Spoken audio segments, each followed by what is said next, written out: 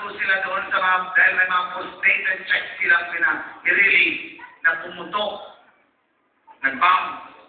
So wala silang pampondo na punta sa JTM. February, March, April, May, June, July, August. Again, ito po, itong buwan lang na tinuruan namin sa palan at kaya nang pumapaw. Natutunan lang mag-repent, mag-asawa sa Lord. Pangalan niya Dexter, ang babae, ang asawa ng babae, si May. Iyak namin sila, pagbasta makakakor sila sa kaiyak doon. Dahil umaasa lang sila sa tulong na makamag-anak ng tatay at nanay galing sa Bigaraw.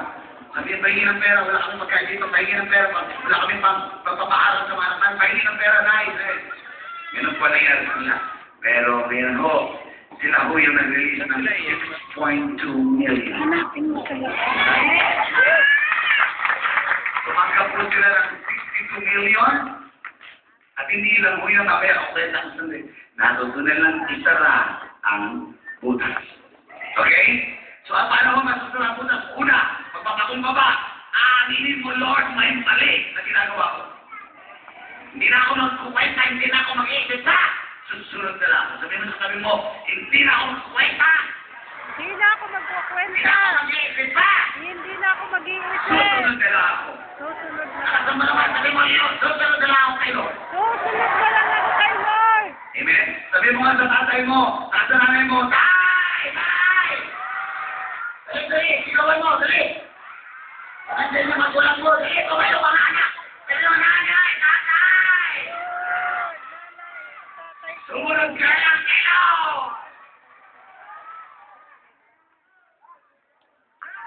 Dali mo nga sa asawa mo, Oy, sweetheart! Sumunod ka lang tayo ngayon! Diba? Nakakapagod ho yun, ano? Trabaho tayo ng trabaho, tapos parang nag-drain lahat. Sino nakahanap po ng gano'n? Diba? Nagtinda ka, gano'n ka. Dati ang parang sa buwan mo, uupo ka.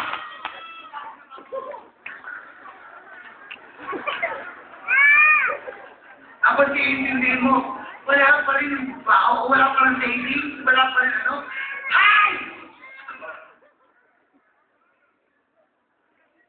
Masarap ngayong mapagod. Alam mo, Pastor Favor, masarap mapagod pag meron ka ng mga saving na million. It's worth serving the Lord. Masarap kung mapagod na naglilingkod sa Lord. Kasi natapala na ang butas. Amen? Ano ho yung pinakasusi para tapalan? Makumbaba, magsisi, at sabihin, Lord, tama na ito, hindi na ako susunod na ako. Decision to obey God. Okay, sige natin ang susunod na verse. Sa Malakay, 3, 8, and 10. Wow! Okay, tuturuan ko po kayo ng mabilis para rumagasa ang overflow. Kasi sarat na, sabi mo nga, sabi mo, sarado na ang butas. Sarado na ang butas. May excitement na para kayong mga walang agagan na butas pa yan. Nakakawala kayo ng kana. Siriin mo, sabi niya, nakalam ng butas. Baka nang kana-kana, dapat ay kakain. Ako, talaga ng Diyos. Kaya mo puro eh. Kasi yun na lang eh. Sarado na mo, sarado. Saraduhan mo yung bibig mo. Alam niyo, alam niyo yung si Karaya, yun ang pagkakamali niya, hindi siya naniwala sa messenger ni Lord. Maglabas siya sa templo, ganyan, nasarado ang butas. Sabi niya, tatawin niya kay Elizabeth. Sabi ng messenger ni Lord, yung mga magbubunti ng asawa mo. Ha? Mga kaya ka ba? Ang mga nagsigyan. Ha? Ay, pwede niya yan. Baog yung asawa ko. Hindi naniwala. Ang ilabas niya sa chat. Sabi niya,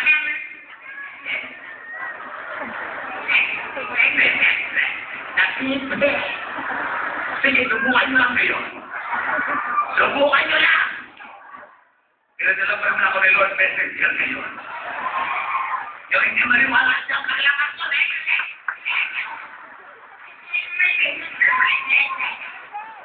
Sige, subukan nyo lang. Ayaw nyo magsalita. Matitigit yan.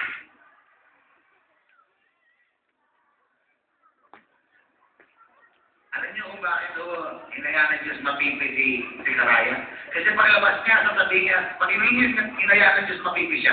Sabi niya, kay Elizabeth, ano?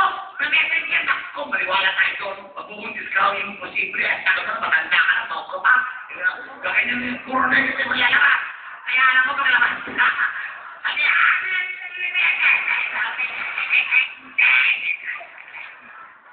sabi niya, ano? Ano ba? Subukan nyo lang.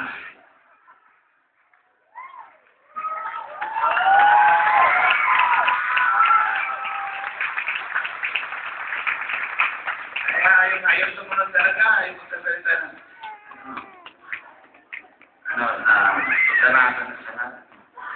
Subukan nyo. Pagkatapos ng sarado na.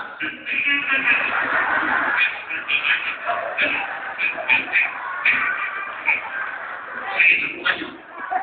Manap ka dito. Si Moses nagsalita ng bigla na hindi maganda si Miriam. Sabi siya lang ang kinakausap ng Lord. Biglang ketong lumabas na puti. Gusto nyo magkaroon ng bleaching? Ang tawag yung ketong. Ayaw ko.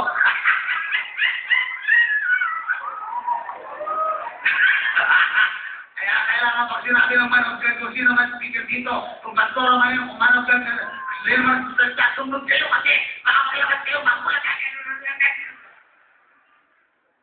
Ay, yung sumunod eh. Sige, sabihin mo, yung talagang sabi mo, nakukurang ng puta!